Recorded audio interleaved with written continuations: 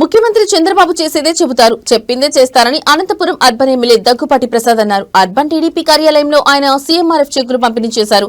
మొత్తం 50 మందికి 63 లక్షల రూపాయల చెక్కులను అందజేశారు.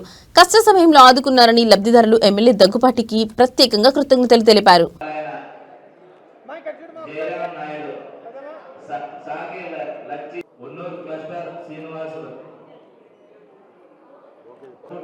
వెనకుండాలని ఉన్నాము.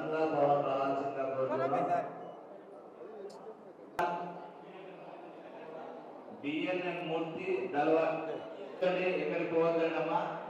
లాస్ట్ లో గ్రూప్ ఫోటో కూర్చోండి అన్న, దయచేసి కూర్చోండి. చంద్రశేఖర్ బాబు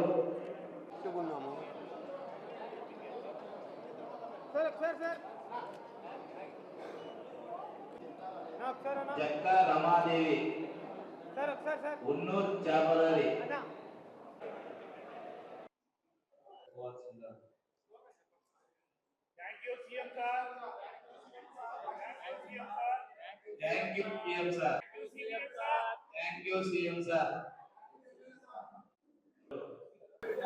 ఈరోజు అనంతపురం అర్బన్ నియోజకవర్గంలో మా ముఖ్యమంత్రి నారా చంద్రబాబు నాయుడు గారి ఆదేశాల మేరకు మా యువ నాయకుడు ఐటీ శాఖ మంత్రులు నారా లోకేష్ గారి సూచనల మేరకు సీఎంఆర్ఎఫ్ ఫండ్స్ ఈరోజు చెక్కులు ఇవ్వడం జరిగింది. ఈరోజు దాదాపు 50 మంది లబ్ధిదారులకి 63 లక్షల రూపాయలు మా ముఖ్యమంత్రి గారి సహకారంతో ఈరోజు ఇవ్వడం జరిగింది. ముఖ్యంగా అనంతపురం అర్బన్ నియోజకవర్గంలో ఈ 20 నెలల కాలంలోనే దాదాపు 452 మందికి దగ్గరగా 5 కోట్ల రూపాయలు సీఎంఆర్ఎఫ్ ఫండ్స్ చెక్కులు ఇవ్వడం జరిగింది. గత ప్రభుత్వంలో ఎక్కడే కానీ సీఎంఆర్ఎఫ్ చెక్కులు కానీ లేకపోతే దానికి సంబంధించినవి కానీ ఎక్కడే ₹1 చూసిన దాఖలాలు మా అనంతపురం అర్బన్ ప్రజలకి తెలియదు. కానీ ఈరోజు ఈ 20 నెలల కాలంలోనే మా ముఖ్యమంత్రి వర్యులు ఒక అర్బన్ నియోజకవర్గానికి దాదాపు 5 కోట్ల రూపాయలకు పైగా ఇవ్వడం జరిగింది. అంటే మా తెలుగుదేశం ప్రభుత్వం వచ్చిన తర్వాత మా ముఖ్యమంత్రి వర్యులు నారా చంద్రబాబు నాయుడు గారు ఏదైతే చేస్తారో అదే చెప్తారు, చెప్పేదే చేస్తారు. దాదాపు అంటే పేద ప్రజలు అనంతపురం అర్బన్ నియోజకవర్గంలో ముఖ్యంగా ముస్లిం మైనార్టీలు, బలుగు బలహీన వర్గాలు ఎక్కువ. దానిలో భాగంగా ముస్లిం మైనార్టీలకే దీంట్లో 50% పైగా ఈరోజు అనంతపురం అర్బన్ నియోజకవర్గంలో సీఎంఆర్ఎఫ్ ఇవ్వడం జరిగింది. ముఖ్యంగా మా తెలుగుదేశం ప్రభుత్వం ఏర్పడిన తర్వాత అనేకమైనటువంటి సంక్షేమ కార్యక్రమాలు, పెన్షన్స్ పెంచడం అయితే పెన్షన్స్ 3,000 రూపాయల నుంచి 4,000 రూపాయలు పెంచిన ఘనత మా ముఖ్యమంత్రి నారా చంద్రబాబు నాయుడు గారిది.